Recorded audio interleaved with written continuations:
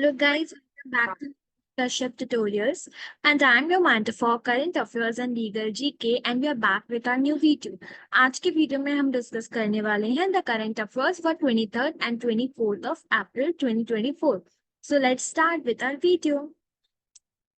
So हमारी पहली news है about the national Panchayati Raj day. तो national Panchayati Raj day is celebrated on 24th of April. Now let's see कि इसका इम्पोर्टेंस क्या है एंड ये क्यों मनाई जाता है. सो 24th of April is regarded as national Panchayati Raj day and also The first national Panchayati Raj day was celebrated in 2010. इसका मतलब है ये 2010 से स्टार्ट किया था सेलिब्रेट करना. The day marks the enactment of the constitution. enactment हुआ था किसमें? 73rd Amendment Act में of 1992 on 24th April 1993. So 24th April 1993 में जो 73rd Constitutional Amendment Act हुआ था 1992 में पंचायती राज सिस्टम में, उसको मार्क करने के लिए 2010 से national Panchayati Raj day celebrate किया जाता है. Now the 73rd constitutional amendment act क्या ऐड किया था? पार्ट 9 ऐड किया था. टाइटल क्या था उसका? The panchayat to the constitution. ठीक है, अगर हम अपने पार्ट देखेंगे ऑफ द कॉन्स्टिट्यूशन तो उसमें पार्ट 9 बोलता है that is the panchayat. Now, the Panchayat Raj institution was constitutionalized through this act to build democracy at the grassroots levels. तो जो ग्रास रूट लेवल्स होते हैं वहां पे डेमोक्रेसी लाने के लिए पंचायती राज सिस्टम लाया गया था. The Ministry of Panchayati Raj is organizing a national colonium on governance at the grassroots after the decades of the 73rd Constitutional Amendment on April 24, 2024. Okay. So, the Panchayati Raj system में 3 tier system होता है. अभी 3 tier system क्या होता है? Let's see that. So what is the 3 tier system? एक होता है ग्राम पंचायत जो होता है विलेज लेवल पे, फिर आते हैं पंचायत समिति जो होते हैं ब्लॉक लेवल पे, फिर आते हैं जिला परिषद जो होते हैं डिस्ट्रिक्ट लेवल पे. तो जो पंचायती राज सिस्टम है ये 3 मेजर मींस डिविजन्स में है. That is gram level and means village level, block level and the district level. फिर उसके बाद आता है हमारा the next news that is about the Khasi tribes 34th Seng Khihlang festival concluded in Wahiajer Meghalaya. तो मेघालय में जो खासी ट्राइब का 34th फेस्टिवल है वो कंक्लूड हुआ था. अब ये फेस्टिवल क्या है? So the Khasi people are an indigenous people. तो पहले हम देखते हैं जो खासी पीपल है जो सेलिब्रेट करते हैं वो क्या है. तो ये एथनिक ग्रुप है जो कि ईस्टर्न पार्ट ऑफ मेघालय में रहता है एंड ये इनका एक फेस्टिवल है जिसको वो मनाते हैं. जैसे अलग अलग ट्राइब्स के अलग अलग फेस्टिवल्स होते हैं वैसे खासी ट्राइब का ये फेस्टिवल है एंड ये they are the largest community in the state. And Meghalaya state में जो खासी कम्युनिटी है वो सबसे बड़ी वी कैन से जो पीपल इनका एथनिक ग्रुप है वो सबसे बड़ा ग्रुप है एंड ये ईस्टर्न पार्ट ऑफ मेघालय में रहते हैं इन द खासी एंड जो जैंतिया हिल्स है नॉर्थ ईस्टर्न इंडिया के वहां पे. तो इनका रिसाइडिंग पॉइंट है बेसिकली मेघालय में. ठीक है, अब हमारी नेक्स्ट न्यूज है about Nidhi S Jain is appointed as CVO of Cotton Corporation of India. तो कॉटन कॉर्पोरेशन ऑफ इंडिया में निधि एस जैन को क्या किया है? अपॉइंट किया गया है.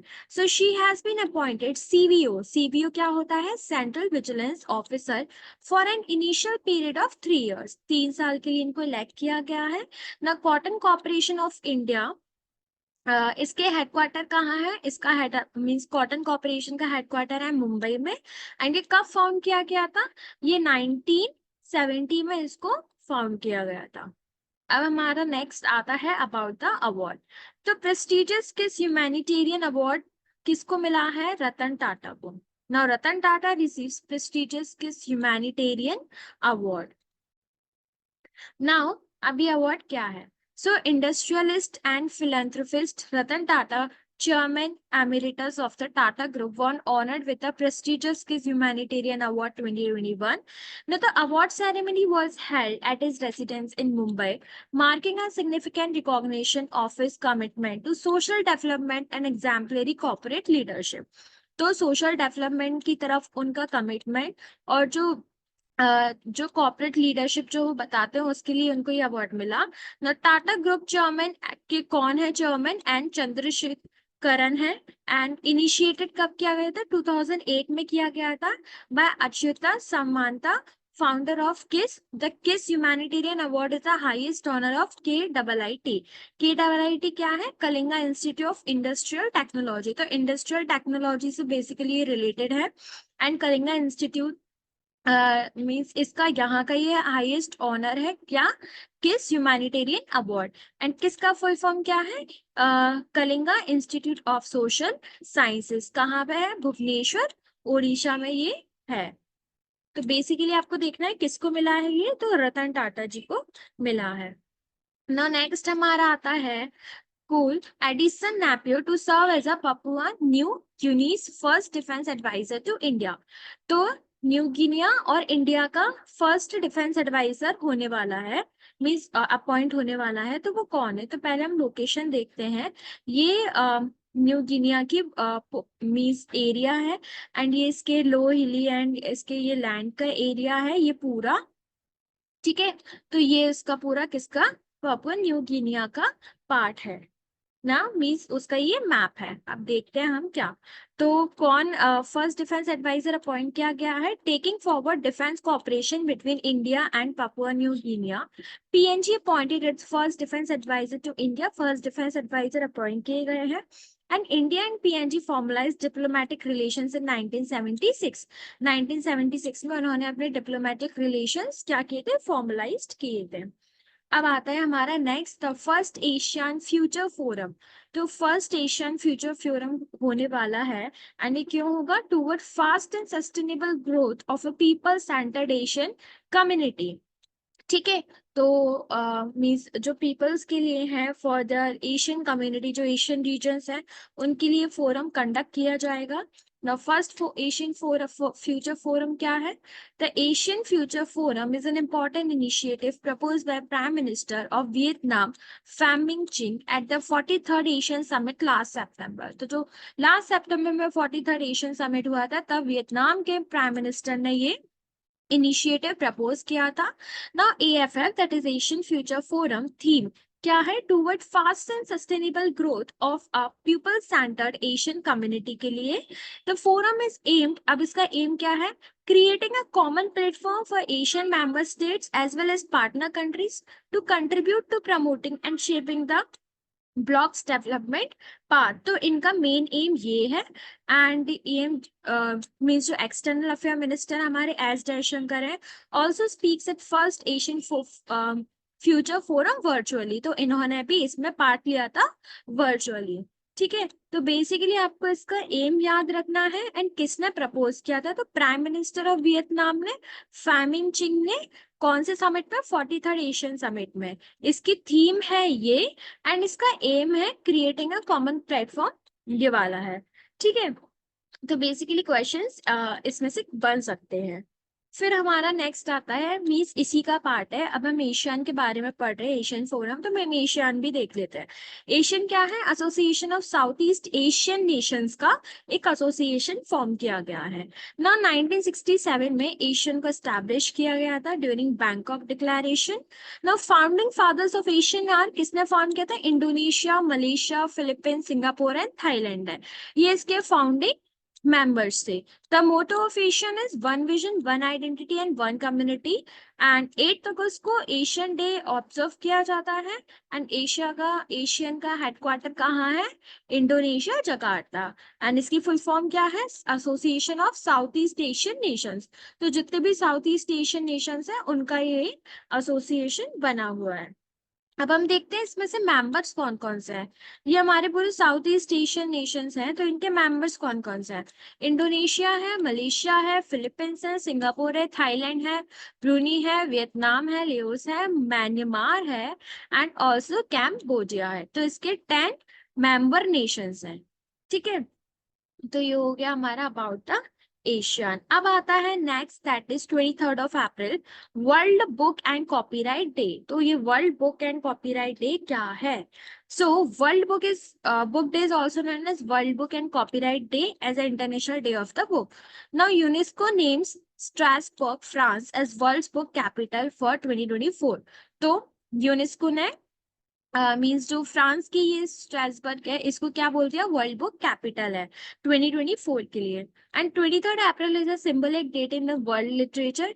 It is the date on which several prominent authors like William Shakespeare, Michael de Cervantes died, ठीक है। तो इसको इसलिए सिंबॉलिक डे बना दिया गया है। And the first world book day was celebrated on 23rd April 1995, and this day is also observed as Shakespeare Day to mark the birth and death anniversary of William Shakespeare। ठीक है, तो William Shakespeare की क्या birth and death anniversary mark करने के लिए भी इसको as a world book day मनाया जाता है। Now next is world table tennis day, जो कि मनाया जाता है 23rd of April को। So world table tennis day 23rd April को मनाया जाता है।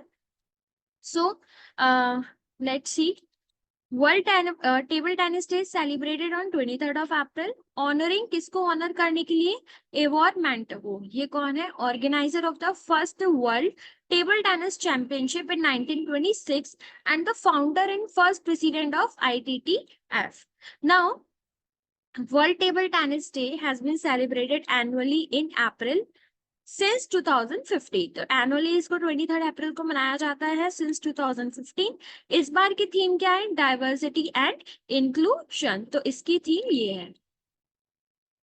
Now India is the fourth largest military spender overall globally, spending accelerates, ठीक है, सिप्री रिपोर्ट के अकॉर्डिंग। नाउ सिप्री रिपोर्ट क्या है? Stockholm International Peace Research Institute ये रिपोर्ट निकालती है, जिसमें आया है कि India fourth largest military spender है। मीन्स मिलिट्री के ऊपर अपनी इंडिया फोर्थ नंबर पे आती है कि कितना वो स्पेंड कर रही है उनके एक्नॉलेजमेंट के लिए, उनकी स्ट्रेंथ के लिए, उनको बढ़ाने के लिए। तो इंडिया क्या पाई गई है कि फोर्थ लार्जेस्ट मिलिट्री स्पेंडर है इन 2023 में। 2023 की पूरी एनुअल रिपोर्ट हमने निकाली।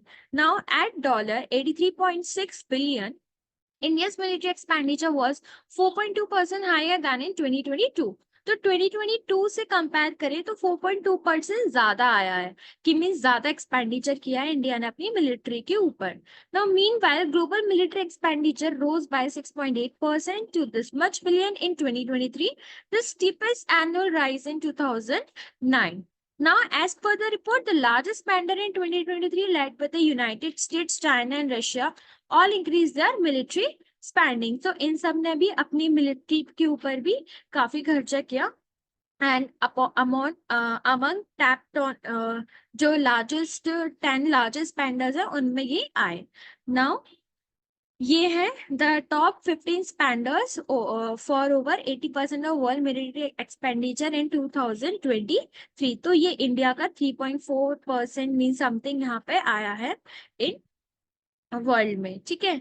फिर उसके बाद हम देखते हैं इन द सिप्री रिपोर्ट में, तो largest percentage increase military by any country in to the largest scene was in the Democratic Republic of the Congo, that was 1.5% increase, where there has been protected conflict between the government and non-state armed groups. Now South Sudan recorded the second largest percentage increase, that is plus 78%, means 78% increase। and सबसे last था वो था Congo का, that is Democratic Republic of the Congo, that is 105% increase। Now let's see next news, that is Great Nicobar's particularly vulnerable tribal group Shompen cast their vote for the first time. तो इन्होंने अपना vote first time करा है for the first time in Andaman and Nicobar islands, ठीक है। तो first time इन्होंने vote किया है। Now let's see great Nicobar particularly vulnerable tribal groups जो है Shompen cast their vote for the first time. For the first time इन्होंने वोट किया है, किस ट्राइब ने? सोमफिन ने। एंड ये क्या है? वल्नरेबल ट्राइबल ग्रुप्स है, कहाँ पे? ग्रेट निकोबार आइलैंड में, ठीक है। एंड मीन्स किसके लिए इलेक्शन हुए थे? अंडमान एंड निकोबार लोकसभा कॉन्स्टिट्युएंसी के लिए ये इलेक्शंस हुए थे। एंड ये ओनली पीवीटीजी है in the region, means particularly vulnerable tribal group है with Mongoloid features such as light brown to yellow, इनकी स्किन फीचर्स है।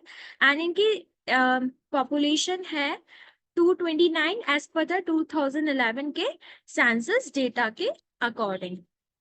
नाउ पीवीटीजेस क्या होते हैं? तो PVTGs are the most vulnerable among the tribal groups, जो most vulnerable होते हैं।